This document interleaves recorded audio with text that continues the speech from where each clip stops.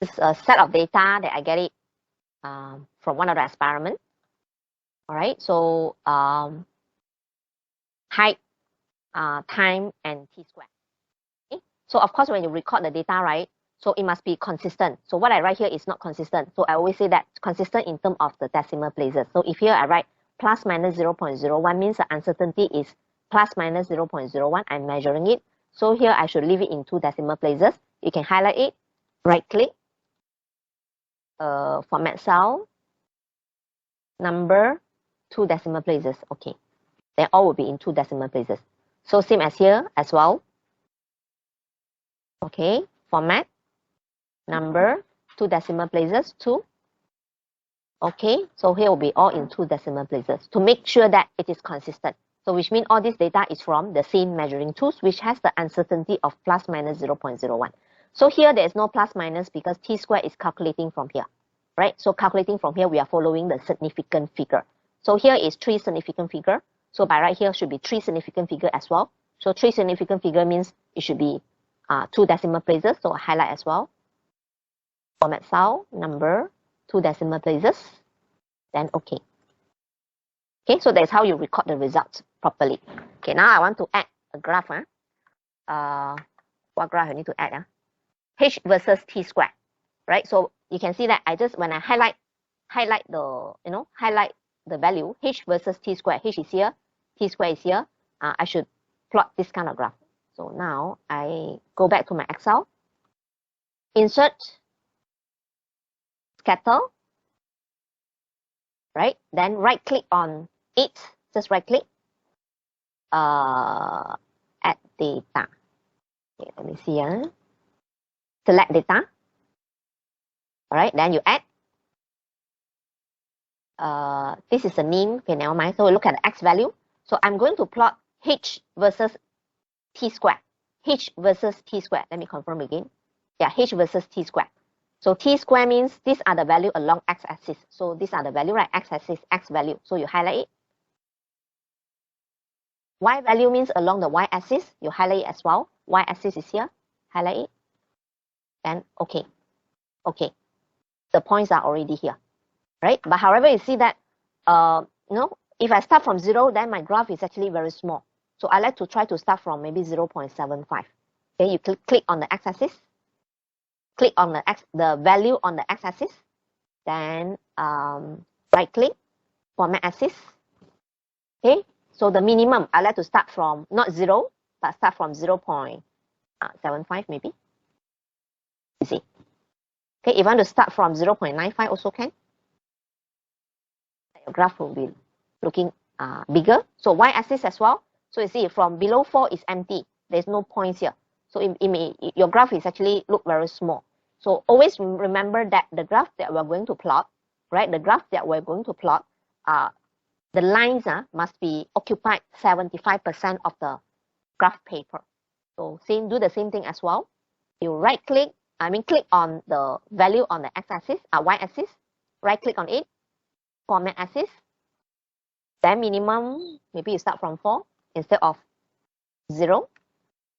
So this is my graph. Okay, you want to add the lines, right? So add the lines, add trend lines. Let me see. So this is a dotted line. So I want you to draw a so-called as solid line. So you select the line. Here, change to solid line. Okay, it's already solid. Then you want to add the title. Title is H versus T square. So H versus T square. Okay, you can write square. So font, superscript, square, T square. Okay, and then the label on the x-axis is T square, right? You add this plus. I want the axis title. Legend do not need. Okay, the data value. Data label. Select it. And you can see some data label here. So x-axis is T square. So T square, superscript again, square. And then write the unit. unit is s square, second square lah.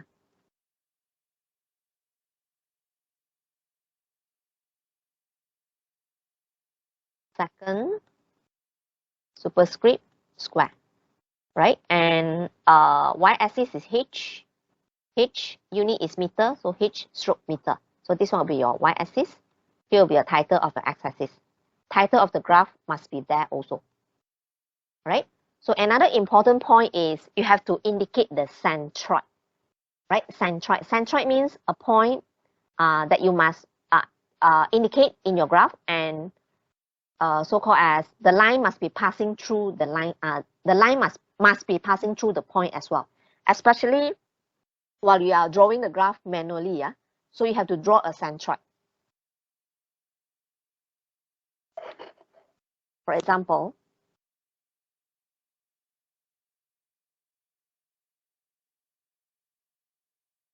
this is a y-axis.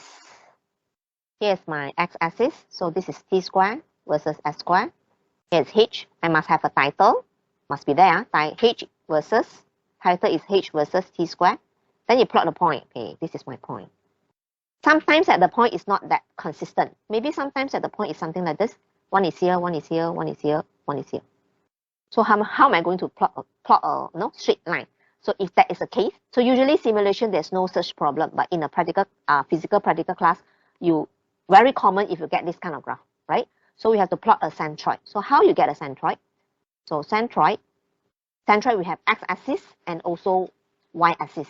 I'm sorry, x-coordinate and y-coordinate, right? So centroid is basically a point. So x-coordinate and y-coordinate. So x-coordinate means it's sum of the x divided by the number of data that you have. Y-coordinate for the centroid is sum of all the y divided by the number of the data that you have. So usually minimum would be 5 data. 1, 2, 3, 4, 5. 5 or 6. Usually I will encourage you to have 6 set of data. So summation of x. So if I refer back to my Excel sheet, this one, summation of x, x-axis is t square. This one, you sum up together. You can use a formula also. Okay, for example, yeah, this is centroid. Oops. So here will be the x-axis.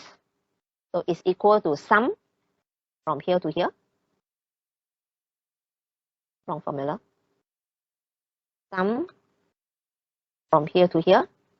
Then divided by how many data? 1, 2, 3, 4, 5, 6 divided by 6. So this is my sum x-coordinate for the centroid.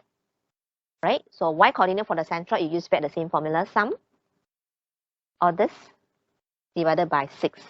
If you have 7 data, then you divide it by 7. If you have 6, then you divide it by 6. Okay, so I make it consistent. Here, 2 decimal places. Here also 2 decimal places. So go to, use back the same method as just now.